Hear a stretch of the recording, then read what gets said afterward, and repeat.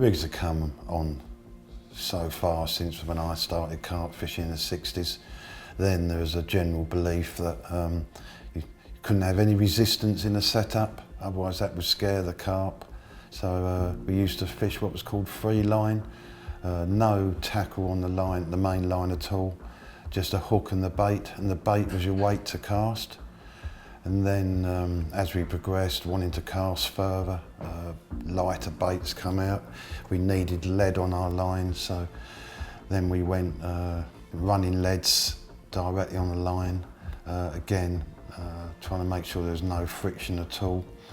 And from that it progressed to understanding that if you gave them some resistance with the weight, i.e. bolt rigs, your catches would really go up.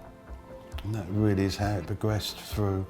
And then the big one being the hair rig.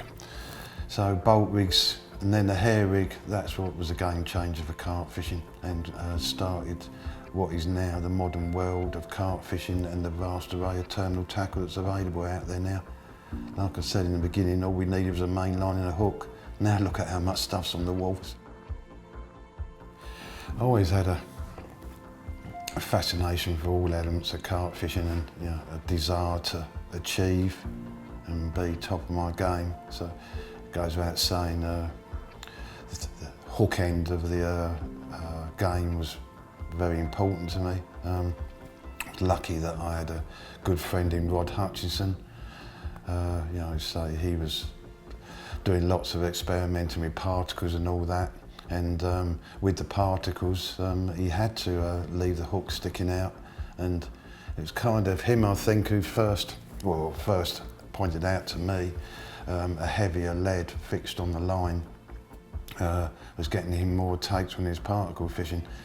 He was using barrel leads at the time, and they didn't work for me. All I kept doing was getting a lot of twitches, and it wasn't until later I realised that because of the length of them, there wasn't enough massive lead to prick the carp on the bare hook setups. I think it worked for him because he was fishing silty lates. He was on Redmar. So it just shows, that example of how finite you've got to be with your thinking with terminal tackle. In other words, you could have a rig that'll work on one water and it won't work on another water purely because of the makeup of the bottom.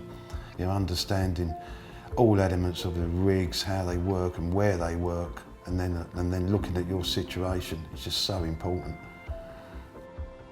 So from the barrel leads firstly, we then realised you needed a massive lead, like a dumpy lead or a casting zip lead, fixed directly on the line. I was using a little piece of tube with a cocktail stick in it as a stopper, but that wasn't that satisfactory. It would slide up the line. A lot of anglers were just using link clips to clip the lead onto the swivel.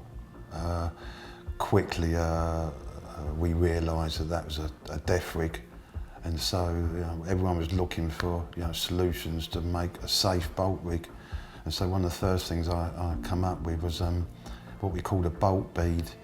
It was a bead, it was like T-shaped. It had a lug on one end, then a piece coming down the middle with a hole in it to fix the lead through a link clip, and then another lug on the other.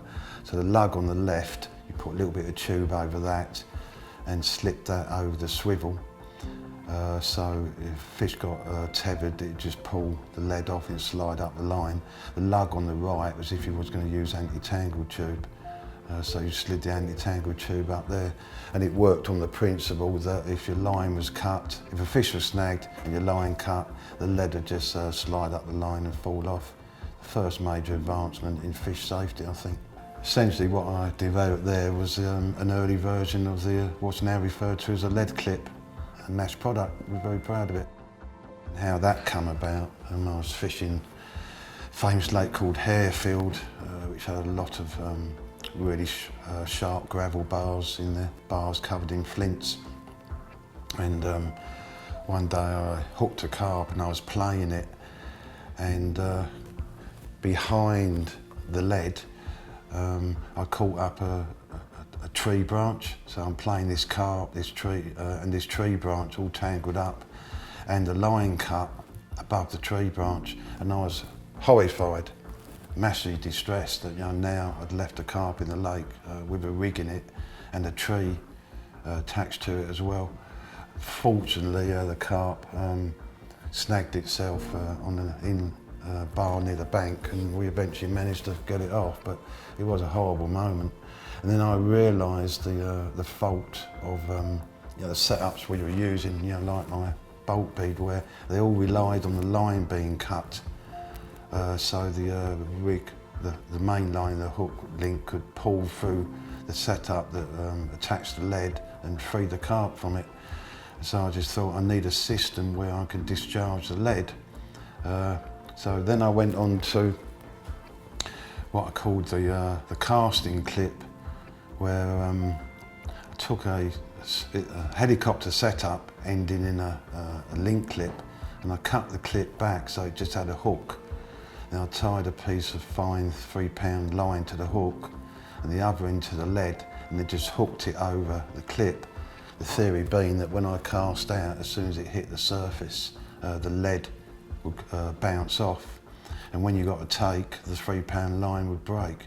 It was incredibly successful, and it changed everything at Harefield. A top angler was catching, say, 5 fish, and he might lose 30 a season because of the bars. My friend the next year went on to catch 30, 40 fish, all because of that invention. So that then brought me on to thinking, I need to develop a bead that will discharge the lead, as well as give all the elements of my original bolt bead. And thus the safety lead clip was born. And I think there's probably not a carp angler in the world or Europe that hasn't used it at some time. You could argue, as it occurs to me, that's probably the most successful item of tackle ever developed. As I'm speaking and thinking back, like I said, it started with just mainlining the hook, and how much terminal tackle is on the walls now. It's quite stunning how it's been developed. From the Nash perspective, I've always sought to innovate items of terminal tackle that help the angler, improve safety in carp fishing, always with performance in mind. Strength is very key to me. There's no point in hooking a carp if you lose it because your terminal tackle lets you down. And I'm very proud of the Nash range of terminal tackle we have today. Covers all the boxes in every fishing situation I think you'd ever come across.